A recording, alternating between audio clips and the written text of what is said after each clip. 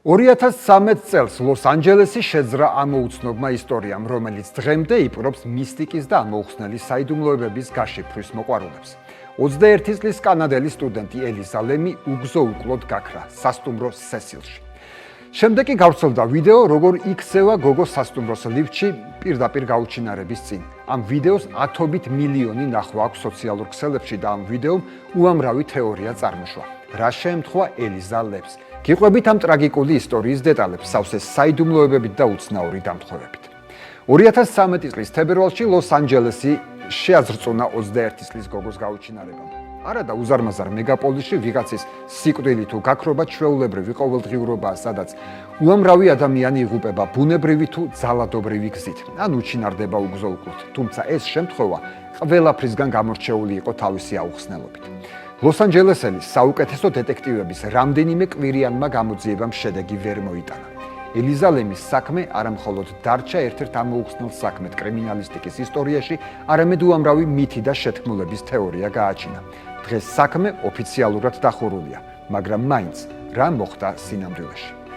ელიზა ლემი კანადის ქალაქ ვანკუვერში დაიბადა 1991 წელს ჰონკონგელი მიგრანტების ოჯახში. ის ბრიტანეთის კოლუმბიის უნივერსიტეტის ფსიქოლოგიის ფაკულტეტზე სწავლობდა და წერლობაზე ოცნებობდა.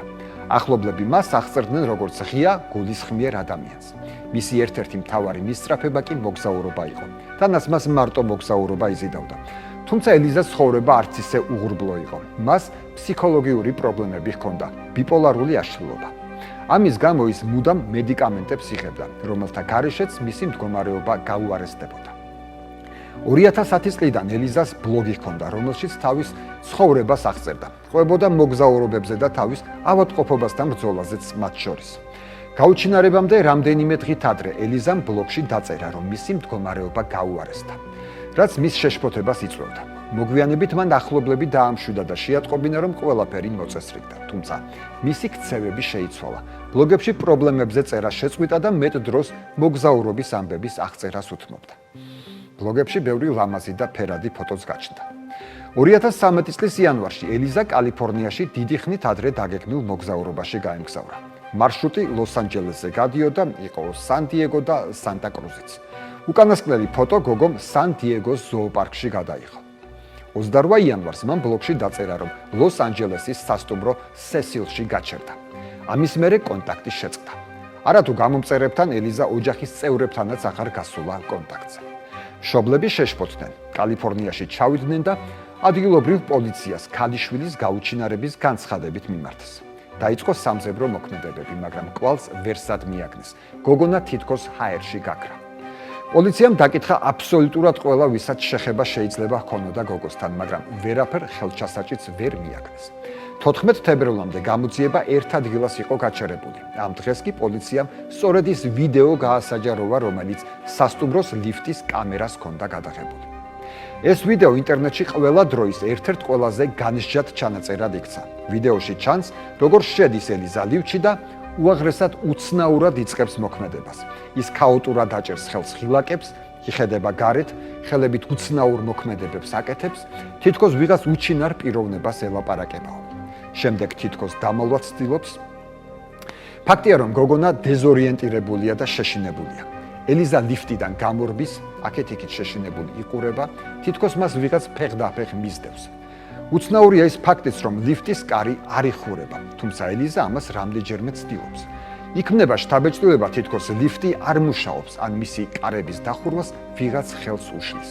ვიღაც ან რაღაც ზებუნებრივი ძალა. ვიდეოს ბოლოს ელიზა კადრიდან გადის და ამის მერე ის ცოცხალი აღარავის უნახავს. ახლა თქვენ სწორედ ელიზა ლემის უკანასკნელ კადრებს უყურებთ. გაჩნდა ვერსიები, რომ გოგონა რაღაც პარანორმალურ მოვლენას შეეფეთა. მაშინვე გაიხსენეს ისიც, რომ სასტუმროს სესილი შაუბნელი ისტორიების ეპიცენტრში არაერთხელ მოქცეულა. მაგალითად, 1976 წელს ვინმე ჯეფრი ტომას პალეის სასტუმროს სახურავზე ავიდა, შაშხანა მოიმარჯვა და ქუჩაში ხალხს დაუწყო სროლა. ჯერ კიდევ 30-იანი წლებიდან კი სესილი თვითმკვლელობების ადგილად ითვლებოდა. სასტუმროს ნომრებში სხვადასხვა დროს 8 ადამიანი გამოეთხოვა სიცოცხლეს. 40-იან წლებში სესილის ფანჯრიდან ქალმა თავისი ახალშობილი ბავშვი გადააგდო. 62-ში კი ერთი გოგონა სახურავიდან გადმოხდა. გამვლელს დაეცა და ისიც მოკლა. სასტუმროს სხვა ისტორიებიც უკავშირდებოდა. აქ რამდენჯერმე გაუპატიურების შემთხვევა დაფიქსირდა. სესილი ცნობილი იყო იმითაც, რომ აქ უცხოვრიათ ღამის სტალკერის სახელით ცნობილ მანიაკ რიჩარდ რამირეს და ვენელ გამგუდველად ცნობილ ჯეკ უინტერბეგერს.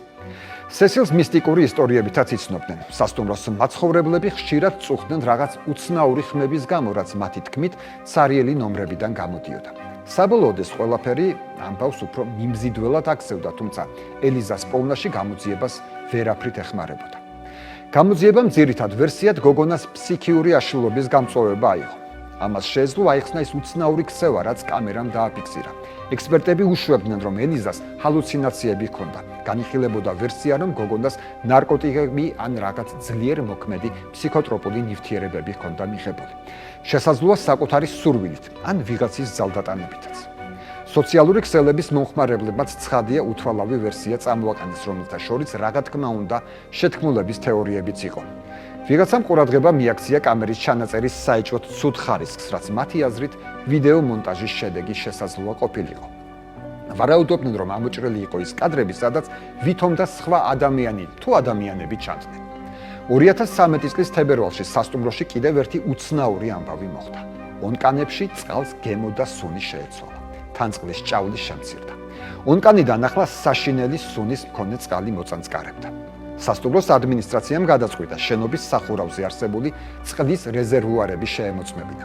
19 თებერვალს სასტუმროს ტექნიკურმა პერსონალმა გოგონას ცხედარი სასტუმროს სესილის სახურავზე წყლის 4 უზარმაზარი რეზერვუარიდან ერთ-ერთში იპოვა. ელიზა შეშველი იყო, მისი ტანსაცმელიც იმავე რეზერვუარში ცურავდა. რეზერვუარის ფსკერზე იყო ელიზას ჩანთაც. გვამს უკვე გახრწნა ჰქონდა დაწყებული. გვამი რეზერვუარში უკვე 20 დღე იმყოფებოდა. უბრალოდ წარმოიდგინეთ, რა წყლით იბანდნენ სასტუმროს სესილში მცხოვრებლები პირს დილაობით, ან რა წყლით რეცხავდნენ პროდუქტებს სასტუმროს მზარეულები. უკვე 21 თებერვალს ექსპერტიზამ გაკვეთის პირველადი შედეგები წარმოადგინა. ელიზა ლემის სიკვდილი დახრჩობის შედეგად დადგა. სხეულზე ძალადობის კვალი არ იყო, რაც ნიშნავდა, რომ გოგონა თავად ჩახდა წყლის რეზერვუარში მის სახურავზე არსებული ლუკის მეშვეობით. ელიზას სისხლში ალკოჰოლის ან ნარკოტიკების კვალსაც ვერ მიაგნეს, თუმცა ანალიზმა აჩვენა, რომ გოგონას ბიპოლარული აშლილობის საწინააღმდეგო პრეპარატების მიღებაც შეწყვეტილი ჰქონდა. ექსპერტიზამ ასევე დაადგინა, რომ გარდაცვალებამდე ცოტა ხნით ადრე გოგონას სქესობრივი კონტაქტი ჰქონდა. ამასთანავე გაუპატიურების ნიშნებიც არ ჩანდა. ექსპერტიზის შედეგების საფუძველზე პოლიციამ გამოიტანა დასკვნა, რომ ელიზამ სიცოცხლე თვითმკვლელობით დაასრულა. გამოძიების აზრით ამისკენ ელიზას ფსიქიურმა პრობლემებმა უბიძგა. საქმე დაიხურა და არქივს გადაეცა. მაგრამ საზოგადოება საქმის ამგვარმა დასასრულმა ვერ დააკმაყოფილა და სავსებით სამართლიანადაც. ამ ისტორიაში კიდევ ძალიან ბევრი პასუხგაუცემელი კითხვა რჩებოდა. პირველ რიგში გაურკვეველი რჩებოდა, როგორ მოხვდა ელიზა სახურავზე. ეს ზონა მხოლოდ პერსონალისთვის იყო განკუთვნილი და სახურავზე ასასვლელი კარი მხოლოდ მაგნიტური ბარათით ან გასაღებით იხსნებოდა. სისტემისთვის გვერდის ავლის მცდელობისას კი სიგნალიზაცია უნდა ჩართულიყო, რაც არ მომხდარა. თეორიულად გოგონა შესაძლოა სახურავზე სახანძრო კიბითაც ასულიყო. ეს რთული იყო, მაგრამ დაუშვათ, რომ ელიზამ ეს გზა აირჩია. აქ საქმე კიდევ უფრო რთულდებოდა. როგორ უნდა აბობღებულიყო გოგონა უზარმაზარი რეზერვუარის თავზე. ცილინდრული ფორმის რეზერვუარის სიმაღლე 2.5 მეტრი იყო და ბეტონის მაღალ ბლოკზე იყო დამონტაჟებული. იმისთვის, რომ რეზერვუარზე ასულიყო, ყველა შემთხვევაში საჭირო იყო მისადგმელი კიბე, მაგრამ საქმეც ის არის, რომ სახურავზე კიბე არ ყოფილა. პერსონალმა კიბე სახურავზე მხოლოდ მაშინ აიტანა, როდესაც რეზერვუარების შესამოწმებლად ავიდა. კარგი დაუშვათ, რომ ელიზამ ეს წარმოუდგენელი მოქმედებად შეასრულა. როგორ შეძლო დიდი და უმძიმესი ლუკის გახსნა პატარა ტანის სუსტი აღნაგობის გოგონამ, როგორ მოახერხა ლუკის არათუ გახსნა, არამედ რეზერვუარში ჩახტომის მერე მისი დახურვა. წყალში ყოფნისას ასეთი რამ უბრალოდ წარმოუდგენელია. სხვათა შორის ელიზას შედართან იპოვეს მისი ყველა ნივთი მობილური ტელეფონის გარდა, რომელიც უბრალოდ გაქრა. ელიზას ისტორიას ძალიან დიდი გამოხმაურება მოჰყვა. Netflix-მა მინი-სერიალის გამოუშვა სახელწოდებით გაუჩინარება სასტუმროს სესილში. დღეს მდგომარეობით ელიზა ლემის საქმე ოფიციალურად დახურულია. სასტუმროს სესილმა სახელი შეიცვალა, გარემონტდა, თუმცა შაუბნელი რეპუტაცია ამით ვერ მოიშორა. პარანორმალური მოვლენების მკვლევარები ამ ადგილს დღესაც დაწყევლილად მიიჩნევენ. დაღუპული გოგონას ოჯახი კი საზოგადოებას თხოვს, ნუ ისპეკულირებენ მათი ტრაგედიით და გაიხსენონ ელიზა როგორც ნიჭიერი ადამიანი და არა როგორც მისტიკური მოვლენების მსხვერპლი. ჩვენი სამყარო უზარმაზარი და ამოუცნობია, მე კი მისი მხოლოდ ერთი პაწაწინა ნამცეცი მაქვს ნანახი. წერდა ელიზა თავის ელექტრონულ დღიურში.